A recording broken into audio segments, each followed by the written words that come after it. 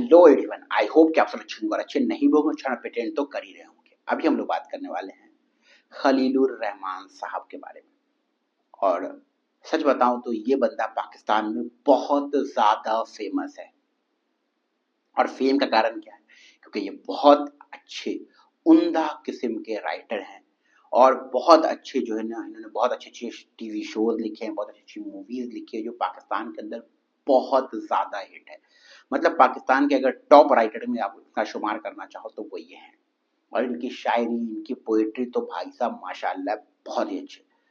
मतलब आप इनको सिंपल से समझ लो कि पाकिस्तान में अगर अभी के टाइम पे अगर कोई, मतलब आप समझो ना कि सबसे बड़ा राइटर कोई अगर मैं मानता हूँ तो मैं खलीलुर रहमान साहब को मानता हूँ। लेकिन फिर वही बात है कि एक बार मैंने एक जोक सुना था समय रैना का कि इंसान क्या करता है ना, किसी को बहुत जल्दी लीजेंड बना देता है। मैं बोलता हूँ सब्र तो कर लो, हो सकता है अभी तक वो लीजेंड है, आने वाली जिंदगी में वो हक दे। बात समझ रहे हो ना? अभी तक तो वो लीजेंड है, लेकिन क्या पता वो आने वाली जिंदगी में हक दे। एग्जैक्टली ये सेम बात लागू होती है खलीलुर रहमान कमर साहब के ऊपर कि भैया अभी तक तो वो बंदा लीजेंड था, लेकिन क्या पता कल वो हक दिया। समझ रहे हो कि नहीं समझ रहे हो? मतलब वो बंदा पूरी जिंदगी औरतों को टारगेट, औरतों को ट्रोल, औरतों पे सवाल खड़े करने वाली बातें करता है। ठीक है भाई, उसकी ये पर्सनल चॉइस है, क्योंकि मैं तो उसको फॉलो एज अ शायरी करता हूँ, एज अ पोइट्री उनकी मुझे बहुत पसंद है, उनके शोज बहुत पसंद है, इसलिए मैं उनको उनको सुनता भी हूँ, उनको पसंद भी करता था। लेकिन जिस तरीके से वो जो उनका माइंडसेट औरतों को लेके है, जो जिस तरह के वो बयान देते हैं, उससे मुझे, मैं कभी उस चीज से रिलेट नहीं करता था। होता है ना कि धोनी के आप क्रिकेट से बहुत रिलेट करते हैं, धोनी के एज अ पर्सन से बहुत रिलेट करते हैं, लेकिन धोनी के ड्रीम इलेवन को प्रमोट करना मैं रिलेट नहीं करता। मैं जो हूँ, मैं शाहरुख खान साहब का बहुत बड़ा फैन हूँ, उनकी एक्टिंग का, उनकी पर्सनालिटी का, उनके ऑरे का बहुत बड़ा फैन हूँ। लेकिन उनके गुटके बेचने को मैं प्रमोट नहीं करता। मैं गुटके बेचने से सख्त नफरत है उनके। वही बात है खलील रहमान साहब के साथ कि उनकी राइटिंग का, उनकी पोइट्री का, उनकी मूवीज का, उनके शोज का मैं बहुत बड़ा फैन हूँ। लेकिन उनके जो विचार है महिलाओं के लेके, उसके मैं सख्त खिलाफ हूँ। भाई साहब अक्सर वो इस तरह की औरतों को जाहिल बोल देना, औरतों के खिलाफ बहुत घटिया सोच रखने वाले इंसान में से एक है खलील रहमान साहब। और अभी मैं उनके बारे में इसलिए बात कर रहा हूँ क्योंकि अभी हुए वो बहुत गंदा एक्सपोज, जहाँ वो औरतों को बताते हैं कि ज़िंदगी कैसे जीनी चाहिए, समाज कैसा होता है, एक मर्द कैसा होता है, मतलब आइडियल मर्द बनने की कोशिश करते हैं। आइडियल जो है ना मुसलमान का ठेकेदार बनने की कोशिश करते हैं। वो हर वो चीज़ करते हैं इंटरव्यूज़ के अंदर, कई सारे इंटरव्यूज़ के अंदर। पहली बात तो औरतों को एक रत्ती भर इज़्ज़त नहीं देते हैं, जाहिली बोलते हैं, उनके माइंडसेट से ये लगता है। लेकिन उन्होंने जिस तरीके से जो है ना अपना इमेज बना रखा है कि मुसलमान का रहबर, और इस तरह का जो वो बातें करते हैं, अल्लाह वाली बातें करते हैं, वो बड़ी-बड़ी बातें करते हैं। और लेकिन कहते हैं ना, बड़ी वो कहावत सुनी हुई है ना कि बड़े ऊँचे-ऊँचे लोगों की नीचे से वाकिफ़ हूँ मैं, वही वाली बात खलील रहमान साहब के साथ हो गई। अभी हुआ क्या है कि इनको एक लड़की ने हनी ट्रैप कर लिया। यानी कि हनी ट्रैप बेसिकली क्या होता है कि कोई पाकिस्तान की लड़की थी, उन्होंने इनसे काम के सिलसिले में बात करना शुरू किया, धीरे धीरे धीरे धीरे बात करना शुरू किया, जैसे कोई भी किसी से करता होगा।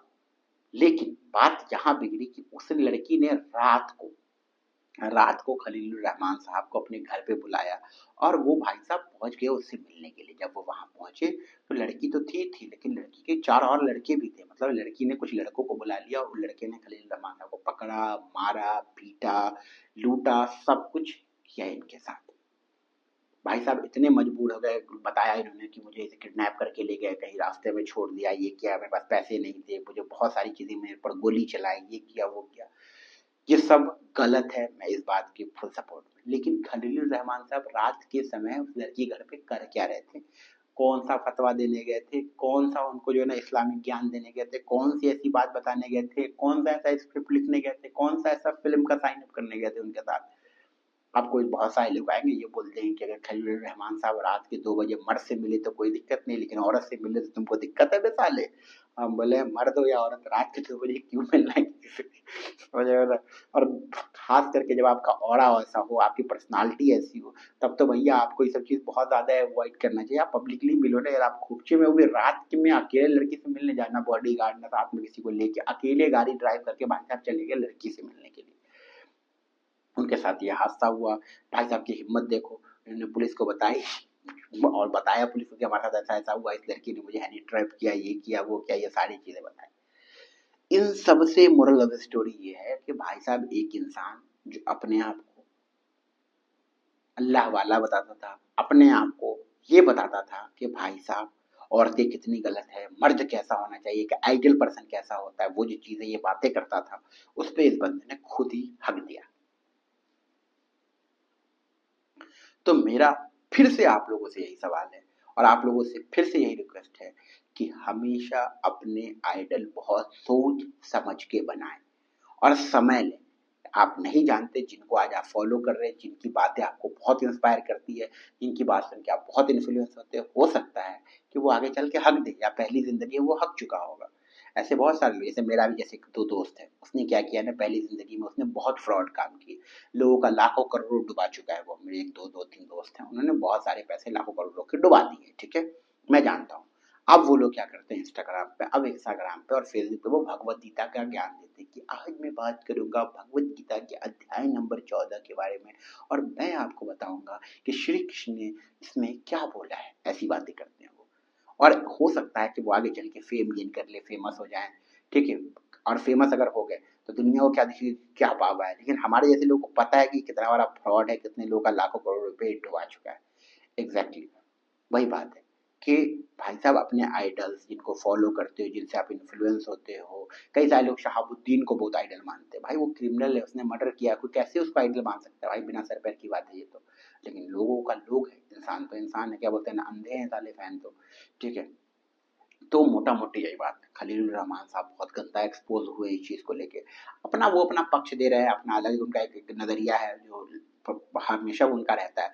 लेकिन मैं उनके किसी भी चीज पे अभी तो कुछ भी बिलीव नहीं कर रहा, और मुझे हंसी आ रही है कि भाई साहब इतना ज्यादा इंटेलेक्चुअल आदमी कैसे अपनी जिंदगी में हक सकता है। मरने की कगार पे 15-20 साल में, हो सकता है 5-10 साल में निपट जाए वो बंदा, जितनी उम्र है हो गई है उसकी।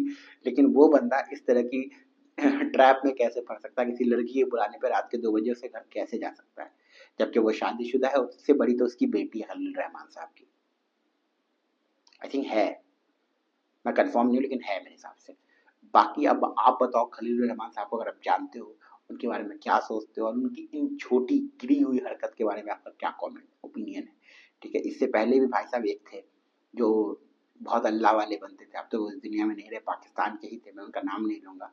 लेकिन जिस तरीके से उनकी मौत हुई, जिस तरीके से उनको परेशान करके, उनकी वाइफ ने खुद इतना उनको परेशान कर दिया कि जिसकी वजह से समझ सकते हो आप कि जो बंदा बहुत जीता वो मर गया।